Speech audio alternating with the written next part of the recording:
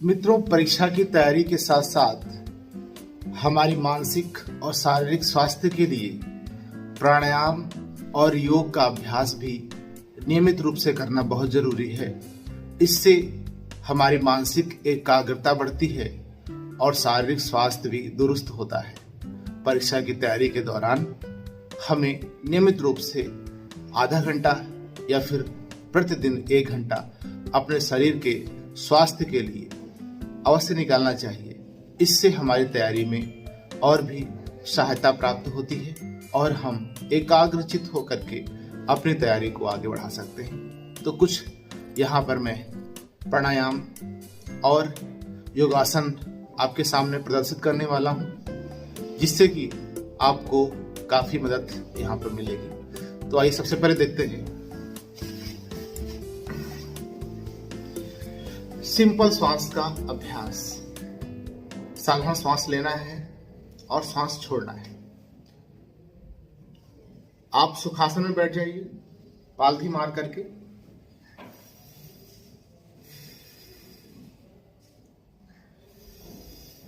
सांस लेना है और सांस छोड़ना है, बिल्कुल भी प्रेशर से नहीं, एकदम जो स्वाभाविक सांस है हमारी वैसे हमको सांस लेना है।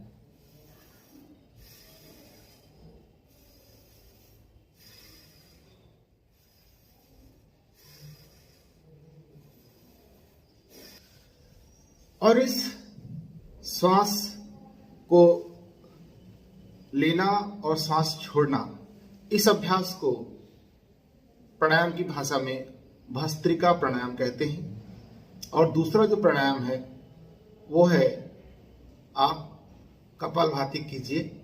भस्त्रिका प्राणायाम आप 1 से 2 मिनट तक कर सकते हैं। उसके बाद आप कपालभाति स्टार्ट कीजिए। कपालभाति में नाक से सांस छोड़ना है और पेट को अंदर लेना है। जैसे इस प्रकार से सुखासन में बैठ जाइए।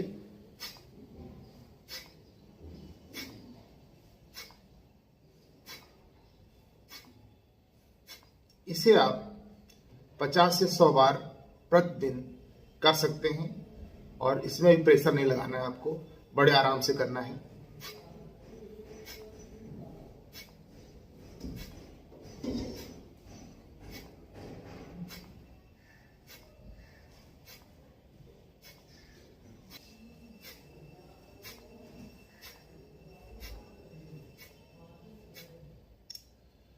और ये तो रहा दूसरा प्राणायाम।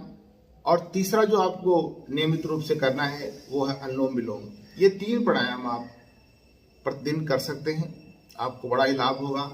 अनुलोम विलोम करने के लिए आपका अंगूठा इस तरह से सबसे पहले दाहिने नाक के छिद्र पर जाएगा इस तरह से, और बाएं वाली नाक से आप सांस लेंगे पूरी तरह से, और फिर दाहिना छिद्र ओपन कर देंगे, बायां क्लोज कर लेंगे और ये जो सांस ली है उसको छोड़ देंगे दाहिने से।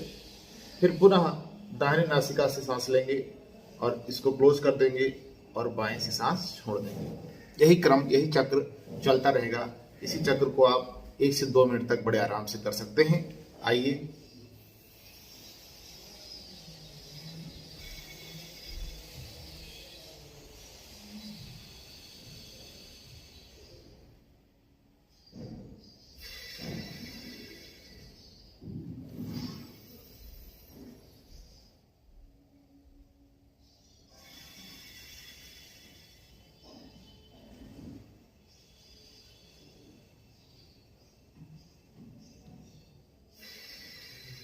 तीन प्राणायाम।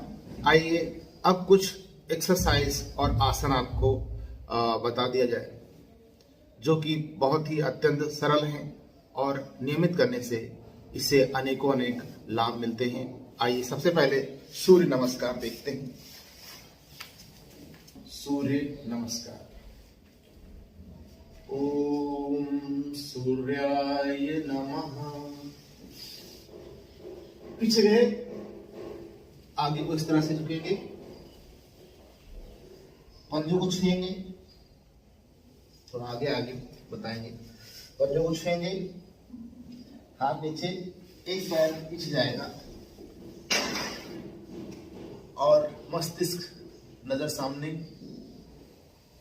सांस अंदर को, दोनों पैर पीछे,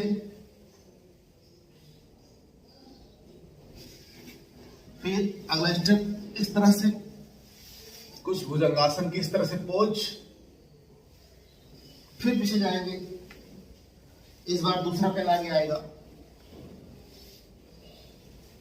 दोनों पैर मिला लेंगे और धीरे धीरे इस प्रकार से ऊपर को उठेंगे और एक बार पीछे जाएंगे और फिर नमस्कार मुद्रा में करते हुए वापस आ जाएंगे।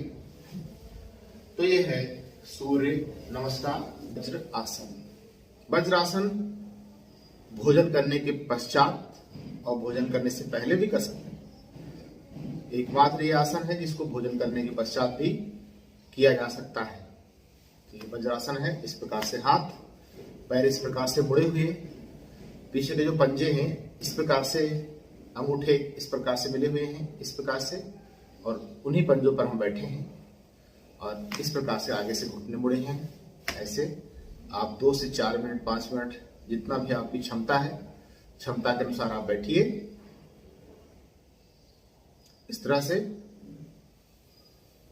नॉर्मल ब्रीदिंग रहेगी। इसी से जुड़ा हुआ एक और आसन है मंडूक आसन। बहुत ही लाभदायक है, लाभकारी है, सिंपल है। बायां हाथ नाभि में रखिए, दाहिना हाथ उसके ऊपर इस प्रकार से रखिए और सांस को गहरी लीजिए।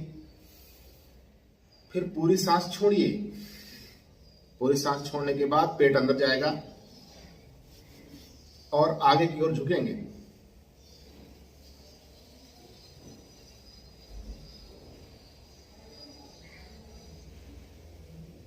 जितना आप रुक पाए इस तरह से।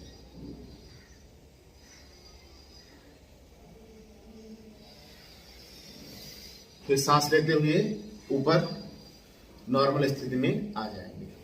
इसको 2 या 3 बार करना है, प्रतिदिन 2 या 3 बार। मंडूक आसन पुनः बताते हैं, सिंपल तरीका है बिल्कुल।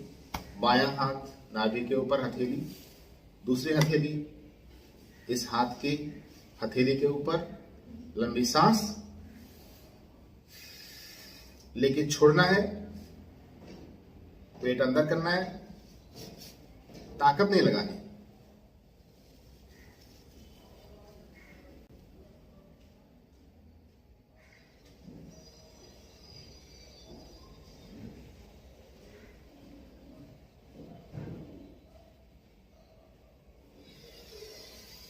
दबाना भी नहीं है, पेट को नॉर्मल रखना है।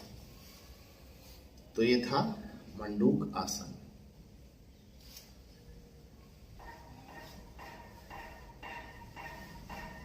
एक है सर्वांग आसन, जिसमें आपको लेट के पैर ऊपर करना रहता है। इसका भी नियमित अभ्यास ब्लड सर्कुलेशन को मस्तिष्क की ओर अग्रसारित करता है और काफी लाभदायक होता है ये।